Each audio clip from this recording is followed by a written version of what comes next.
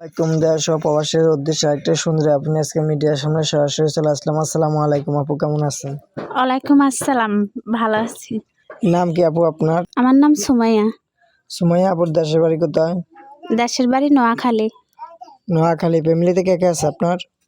ফ্যামিলিতে আমার একটা বাচ্চা আছে, আর আমার স্বামী আমাকে বিয়ে করবার পরে অনেক কষ্ট দিছে, আর অনেক জ্বালা যন্ত্রণা দিছে। গাঁজা মদ খাইয়ে এসে অত্যাচার করতো, তার জন্য আমি আমার স্বামীকে ডিভোর্স দিচ্ছি। এখন বর্তমানে কি আর বিয়ে শাদী আপনার হয়েছে? জি না। তখন আপনি কিরকম মনে চান বলেন তো? যে আমার কষ্ট দুঃখ বুঝবো, আমার দায়িত্ব নিব, আমার সন্তানের দায়িত্ব নিব, আমি সেরকম একটা মনের মানুষ চাই। এরকম মানুষ খুঁজতে গিয়ে যদি মুরব্বী হয়ে যায়, বিয়েটি হয়ে যায়, তাকে বিবাহ করবেন? আমার কোনো সমস্যা নেই। আপনি বলতে চাইতেছেন যে আপনি মুরব্বী হোক আর বিয়েতে হোক আপনার তাতে কোনো সমস্যা নেই, তাই তো আপু? জি। তখন তো আছে কিছু দেশ ও প্রবাসীদের সাথে প্রতারণা করে, সেটা করবেন? জি না।